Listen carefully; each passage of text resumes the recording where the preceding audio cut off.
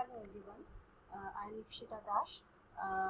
As we have done in the previous lecture that how to calculate the poles of a normalized Butterworth filter and how to get the poles from that which are actually in the left hand side, that means which actually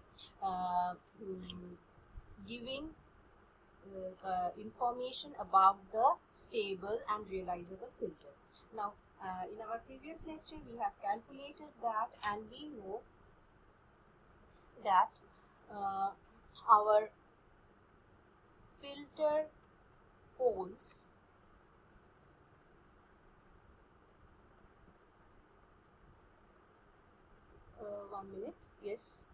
so the poles of the filter, we can get it like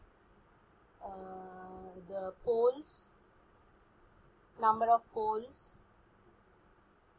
can get by the equation of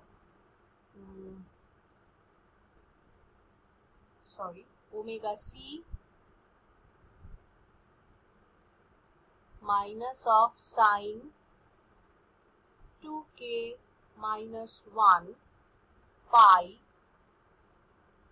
by 2n plus j cos 2k minus 1 pi by 2n, where k is ranging from 1 to n. So this was our equation.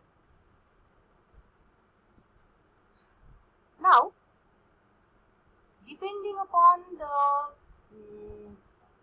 filter structure, the number of poles may be 1, 2, 3, 4, 5, 6. That is actually denoted by the value of k. So I can write that these are the equation for k number of poles. Okay. So if the value of k, that is 1, that means this indicates that the number of poles present in the filter is 1. That means it is nothing but a first order filter. Okay. So if I write that the value of k is equal to 1, my value S1 is becoming omega c minus sine, here k will be 1, so it is becoming pi by twice of n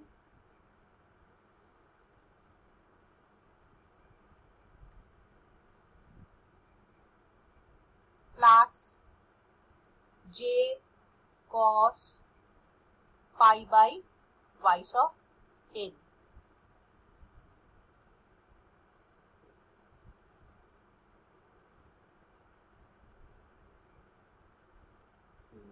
This bracket will be here.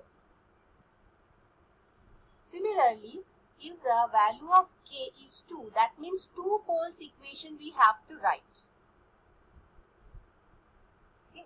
We have to write equation of 2 poles. The second pole, so the first pole will be like this, and the second pole will be S2 will be omega c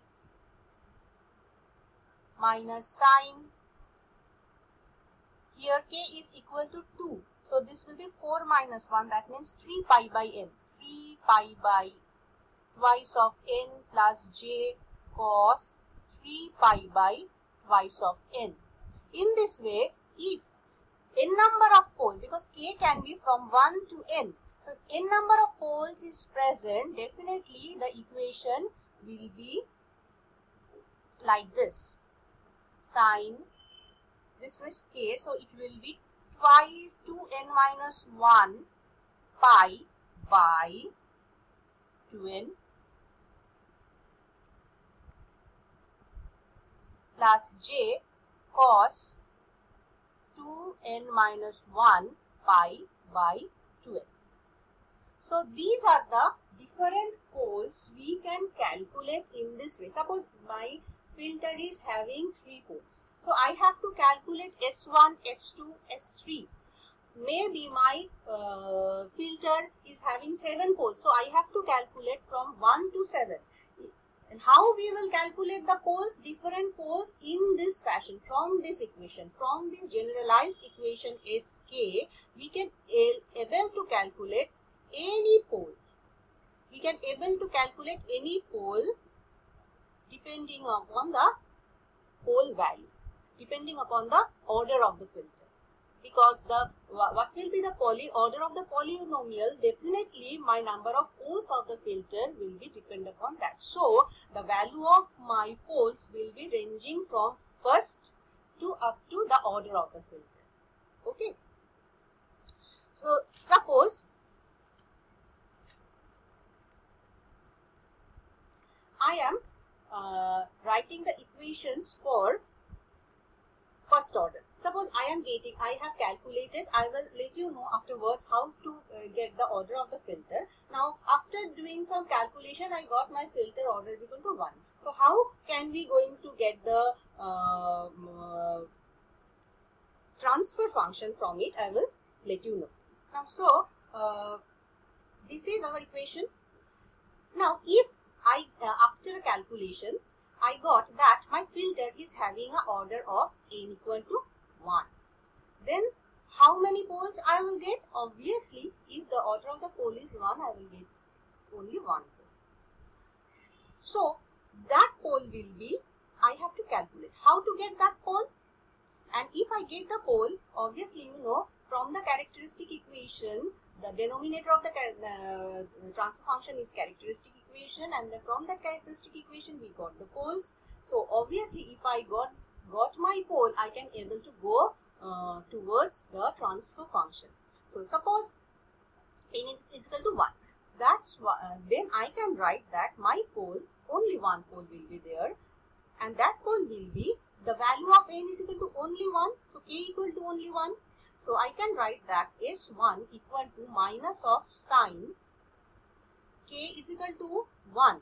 That means equal to, it will be pi. And what is the value of n? N is also 1. So it will be pi by 2 plus j cos pi by 2. So what will be the value? You know this will be obviously 1 because this will be 0. So this is my pole. So my pole, sorry, I have written it wrongly. It will be this by omega c. Okay. So now my equation, if I take this in the left hand side, it is becoming S1 upon omega c plus 1. This is equal to 0. As we are taking, I want to mention, as we are taking the Butterworth filter in a normalized way, we have taken the maximum magnitude equal to 1. That is, we have made the filter normalized. So try always keep in mind that you will going to calculate it by in this fashion. Your omega c, that is the critical frequency or corner frequency, will be upon these pole. Okay. So under this pole. So S1 by omega c is we are getting 1. So this is the characteristic equation. And if I know the characteristic equation, I can able to write the analog. I can able to write the transfer function of the analog filter. So it will be 1 upon 1 plus S by omega c. So this will be transfer function of a first order filter. Okay. Similarly, if we want to calculate second order, what is going to happen? So if the order of the filter is second, then the value of k will be obviously 1 and 2. So we can write the equation. So I know that I will have 2 poles. Now the first pole will be minus sine the value of k, putting the value of k equal to 1. So it will be, this is 1 pi. So and n is 2. So it will be becoming pi by 4 plus j cos pi by 4. Okay.